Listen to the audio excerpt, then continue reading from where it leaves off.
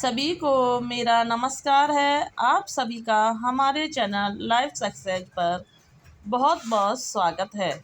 तो आज हम इस क्लास में पूर्व की परीक्षाओं में पूछे गए छंद से संबंधित प्रैक्टिस करने वाले हैं, जो कि किसी न किसी परीक्षाओं में पूछे गए प्रश्न हैं, जो आपके लिए TGT, PGT, LT grade, DSSB Hindi से संबंधित सभी के लिए बहुत ही उपयोगी हैं। चलो तो शुरू करते हैं। अगर आपको हमारी यह क्लास पसंद आए तो इसे लाइक करें और ऐसे ही निरंतर प्रैक्टिस करने के लिए हमारे चैनल को सब्सक्राइब करें। तो शुरू करते हैं कि छंद शास्त्र के प्रणेता आचार्य माने जाते हैं। छंद शास्त्र के प्रणेता आचार्य माने जाते हैं पतंजलि, पिंगल, पाणिनि या मनु को। तो छंद शास्त्र के जो प्रणेता माने जाते हैं वह पिंगल को माना जाता है। अगला प्रश्न देखते हैं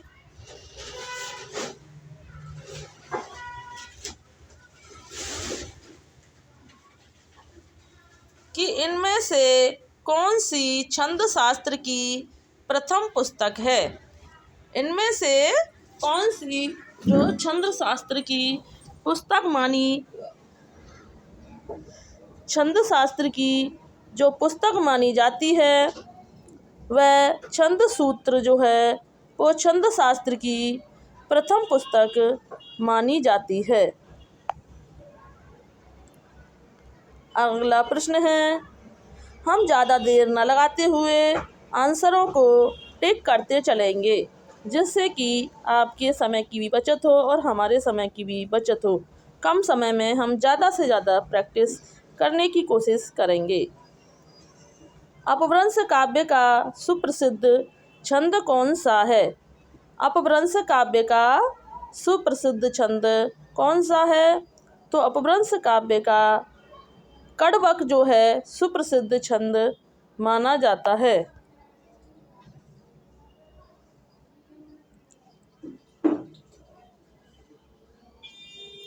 अगला प्रश्न है,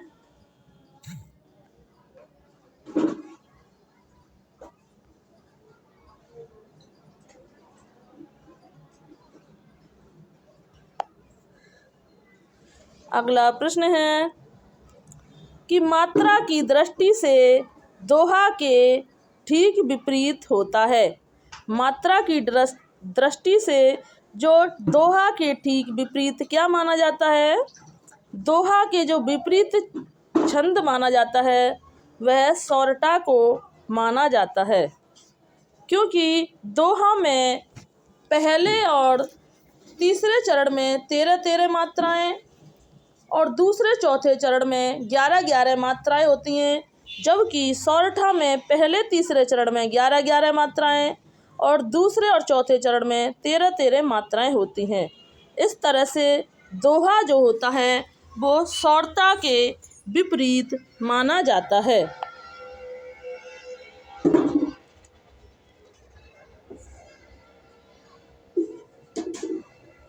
अगला प्रश्न है,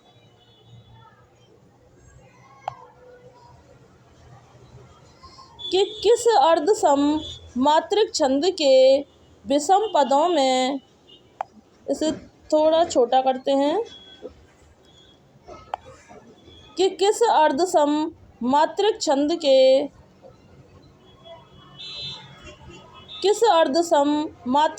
के विषय में 11-11 में और 13-13 मात्राएं होती हैं।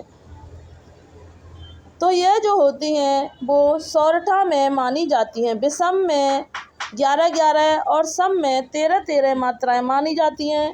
यह सौरठा के अंतर्गत मानी जाती हैं। अगला प्रश्न है,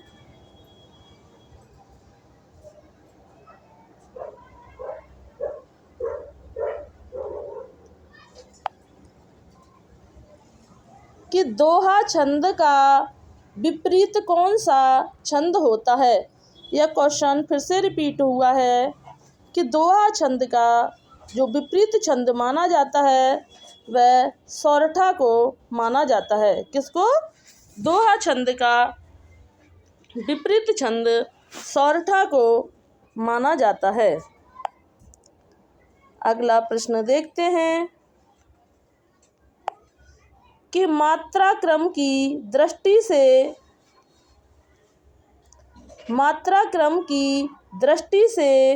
दोहा के ठीक विपरीत पढ़ने वाला दोहा कौन सा है? तो मात्रा क्रम की दृष्टि से दोहा के ठीक विपरीत सौरठा को माना जाता है। यह क्वेश्चन कितनी बार रिपीट हुआ है? अगला प्रश्न है कि निम्नलिखित में से कौन सा छंद दोहा का विपरीत छंद होता है? तो दोहा का छंद इनमें से कोई नहीं माना गया है, क्योंकि दोहा का जो विपरीत छंद जो होता है वो सौरठा को माना जाता है। अगला प्रश्न देखते हैं कि जी है सुमृत सिद्धि होए गणनायक। जी है सुमृत सिद्ध होए गणनायक करिवर बदन करहु अनुग्रह सोए बुद्धि राशि शुभ गुण सदन। ये जो पंक्तियां हैं यह सौरठा के अंतर्गत मानी जाती हैं। अगला प्रश्न है कि वह सममात्रिक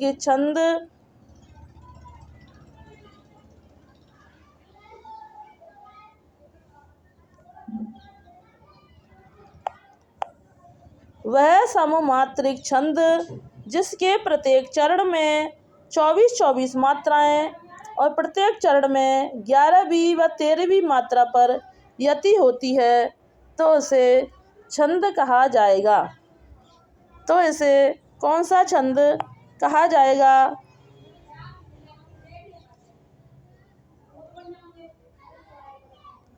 देखते हैं। तो इसे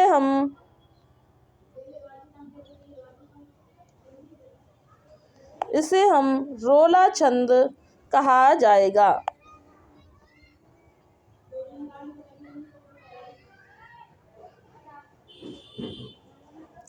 अगला प्रश्न है कि रही मन चुप बैठिए देख दिनन को फेर। रही मन चुप बैठिए देख दिनन को फेर। जब नी के दिन आए हैं तो बनत न लागे बेर। बेर है बंदी, यहाँ पे होते हैं देर, कि बनत न लागे देर। रहीमन कहते हैं जब अच्छे दिन आते हैं तो काम बनते देर नहीं लगती है। तो इसमें जो है यह रहीम दास जी का क्या है? रहीम दास जी का दोहा माना जाता है। अगला प्रश्न है कि दोहा किस प्रकार का छंद है? दोहा किस प्रकार का छंद है? तो दोहा जो है वो एक अर्ध सममात्रिक छंद माना जाता है। कैसा? दोहा एक अर्ध सम छंद माना जाता है जिसके पहले और तीसरे चरण में 13-13 मात्राएं, दूसरे और चौथे चरण में 11-11 मात्राएं होती हैं। अगला प्रश्न है कि मात्रिक अर्ध सम जाति का छंद है। मात्रिक अर्ध समजाति का छंद जो है वो दोहा को माना जाता है। किसको? मात्रिक अर्ध समजाति का जो छंद है वह दोहा को माना जाता है। अगला प्रश्न है कि निज भाषा उन्नति निज भाषा उन्नति अहे, सब उन्नति को मूल। बिन निज भाषा ज्ञान के, मिटे न हिये के सूल। तो इसमें कौन सा दोहा माना गया है? तो इसमें दोहा को माना गया है। दोहा एक अर्धमात्रिक समछंद माना जाता है। इसके पहले तीसरे चरण में 13-13 मात्राएं और दूसरे चौथे चरण में 11-11 मात्राएं होती हैं। अगला छंद है जिस छंद के प्रथम तथा तृतीय चरण में 12-12 मात्राएं एवं चतुर्थीय चरण में 7-7 मात्राएं होती हैं और साथ ही सम चरणों में जगड़ होता है, तो वह छंद कौन सा माना जाता है? जिसके प्रथम और तीसरे चरण में 12-12 मात्राएं होती हैं उसे बरवे छंद कहा जाता है।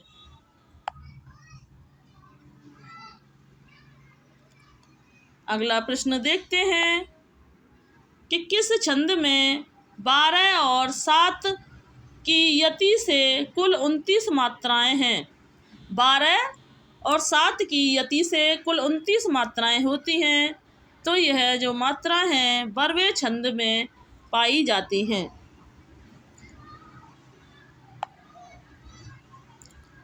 और यह सभी प्रश्न जो हैं किसी न किसी परीक्षाओं में पूछे गए प्रश्न हैं। अवधि का निजी छंद है, तो अवधि का जो निजी छंद माना जाता है उसे बरवे छंद को अवधि का निजी छंद माना जाता है।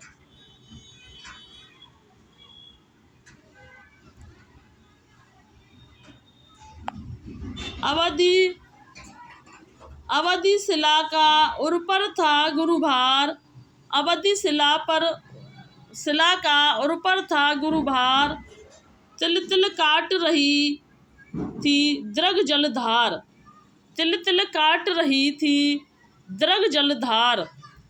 यह इसमें कौन सा छंद प्रयुक्त हुआ है?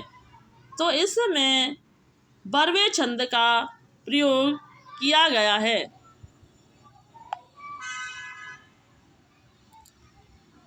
अगला प्रश्न है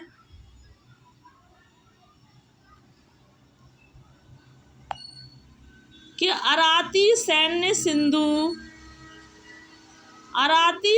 सिंधु में सुबाड़ बानी से जलो, प्रवीर हो जई बनो, बड़े चलो। तो इसमें जगड़ रगड़ गुरु है। इसमें कौन सा है? जगड़ रगड़ गुरु माने गए हैं। अगला प्रश्न है कि चौपाई के प्रत्येक चरण में मात्राएं होती हैं। तो चौपाई के प्रत्येक चरण में जो मात्राएं होती हैं वह 16 मात्राएं होती हैं। कितनी? चौपाई के प्रत्येक चरण में 16 मात्राएं होती हैं। अगला प्रश्न है कि चौपाई छंद में कितनी मात्राएं होती हैं?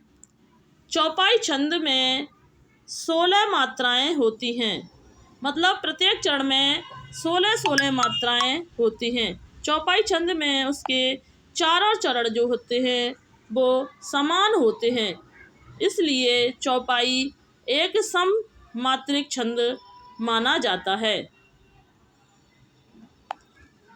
चौपाई छंद में मात्राओं की संख्या होती है, तो चौपाई छंद में जो मात्राओं की संख्या है वो 16 मानी जाती है। कितनी? चौपाई छंद में मात्राओं की संख्या 16 मानी जाती है। अगला प्रश्न है कि मंगल भवन अमंगलहारी द्रवहु सो दशरथ अजर बिहारी। इस पंक्तियों में किस छंद का प्रयोग हुआ है? तो इस पंक्तियों में चौपाई छंद का प्रयोग हुआ है।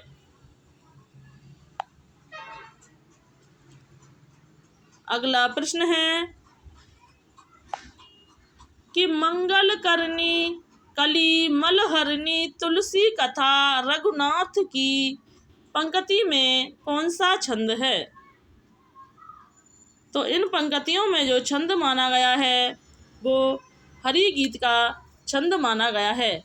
हरि गीत का में 28 मात्राएं होती हैं, चौपाई में 16 मात्राएं होती हैं और रोला में 24 मात्राएं होती हैं।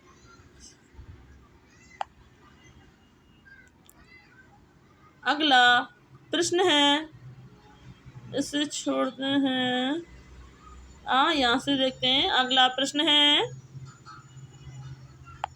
कि निम्न में से कौन वार्णिक छंद है। निम्न में से कौन वार्णिक छंद है। तो सवैया एक वार्णिक छंद माना जाता है। किसको? सवैया को एक वार्णिक छंद माना गया है। अगला प्रश्न है कि वार्णिक छंदों में किसका विचार होता है। वार्णिक छंदों में किसका विचार होता है। वर्ण का, मात्रा वर्ण का, मात्रा का, वर्ण की गुरुत्वा का। तो वार्णिक छंद में किसका विचार होता है। तो वार्णिक छंद में वर्णों का विचार किया जाता है। अगला प्रश्न देखते हैं कि वार्णिक छंदों में गढ़ कितने प्रकार के होते हैं। तो वार्णिक छंदों में जो गढ़ों की संख्या मानी गई है वो 8 मानी गई है। कितने? वार्णिक छंदों में गढ़ों की संख्या को 8 माना गया है। अगला प्रश्न है कि गणों की संख्या सही संख्या कितनी है। गणों की जो संख्या है वो 8 मानी गई है, जैसा कि ऊपर बताया जा चुका है। अगला प्रश्न है कि निम्नलिखित में से कौन सा वार्णिक छंद है। निम्नलिखित में से कौन सा वार्णिक छंद है। तो उपेंद्र बज्रा एक वार्णिक छंद माना जाता है।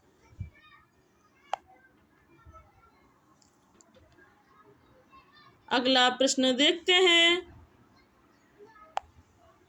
कि मैं राज्य की चाह नहीं करूँगा। मैं राज्य की चाह नहीं करूँगा, हे तुम्हें इष्ट वही करूँगा। संतान जो सत्यवती जनेगी, राज्य अधिकारी वह ही बनेगी। इसमें कौन सा छंद माना गया है। तो इसमें इंद्रवज्रा छंद को माना गया है। अगला प्रश्न है कि मात्रिक छंदों में कितने प्रकार की होती हैं।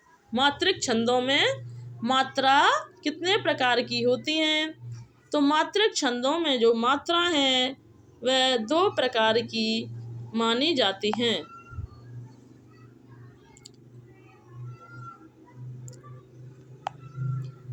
अगला प्रश्न देखते हैं कि निम्न में से कौन मात्रिक छंद है।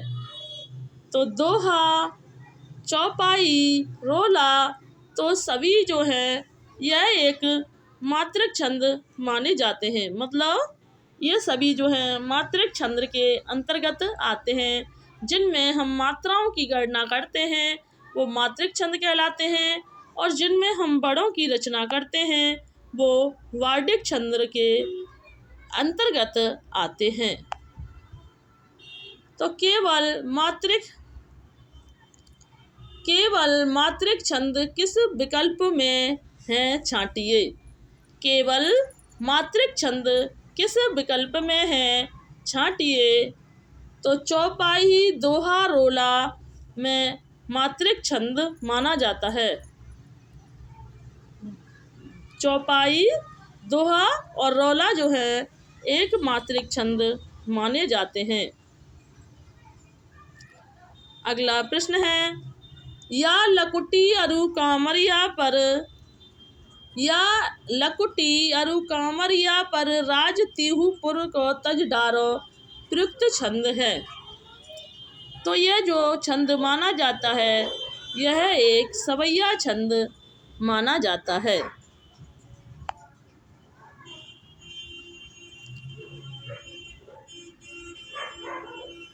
अगला प्रश्न है कि नेही महाब्रज भाषा प्रवीण और सुंदर तानी के भेद को जाने, भाषा प्रवीण सुछंद रहा सदा रहे, जो घन जी के कवित्व बखाने। कवि प्रशस्ति में लिखा गया उक्त सवैया किसका है? तो ये उक्त सवैया जो माना गया है ये ब्रजनाथ जी का माना गया है। किसका? नेही महाब्रज भाषा प्रवीण जो हैं ये उक्त सवैया में रचित है, जो कि ब्रजनाथ जी के द्वारा रचित माना गया है। अगला प्रश्न देखते हैं कि मात्रिक विषम संयुक्त छंद है। मात्रिक विषम संयुक्त छंद है। तो मात्रिक विषम संयुक्त छंद जो है वो कुंडलियाँ छंद को मात्रिक विषम छंद माना गया है। अगला प्रश्न देखते हैं कि इनमें से किस छंद में प्रथम व अंतिम शब्द समान होते हैं। इनमें किस छंद में प्रथम व अंतिम शब्द हैं वह समान होते हैं। तो कुंडलिनिया छंद में प्रथम व अंतिम शब्द जो होते हैं वो समान माने जाते हैं। अगला प्रश्न है कि सरसी छंद में होता है। सरसी छंद में कौन सा होता है? 27 मात्राएं, 16, 11 पर यति और अंत में गुरु लघु होते हैं। तो सरसी में 27 तो मात्राएं होती हैं, 16 और 11 पर यति और अंत में गुरु व लघु होते हैं। अगला प्रश्न है कि अनुष्टुप है। अनुष्टुप क्या है? तो अनुष्टुप एक छंद माना जाता है। क्या है? अनुष्टुप को एक छंद माना जाता है। अगला प्रश्न है कि घनाक्षरी छंद है। तो घनाक्षरी कैसा छंद माना गया है? तो घनाक्षरी को एक वार्डिक छंद माना गया है। जिनमें हम वर्णों की गणना करते हैं उन्हें वार्डिक छंद कहते हैं, और जिनमें हम मात्राओं की गणना करते हैं उन्हें हम मात्रिक छंद कहते हैं।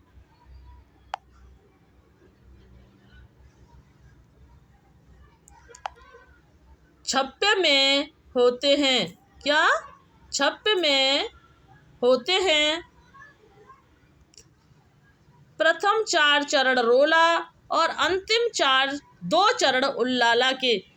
छप्पे में प्रथम 4 चरण रोला के, अंतिम 2 चरण उल्लाला के माने जाते हैं।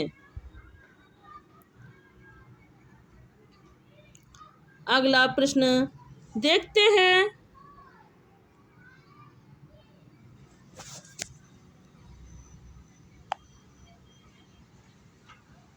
कि किस छंद में 4 से अधिक चरण होते हैं।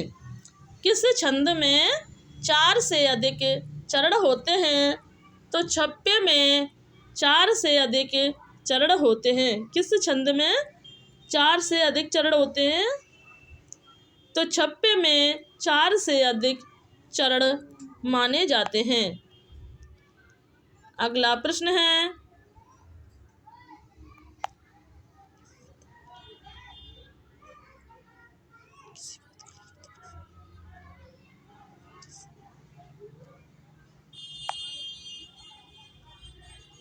निराला के अनुसार हिंदी में मुक्तक किस छंद की बुनियाद पर सफल हो सकता है?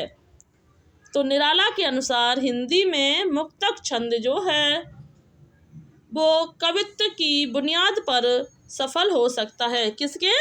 मुक्तक जो है वो कवित्व की बुनियाद पर सफल माना जाता है। अगला प्रश्न है,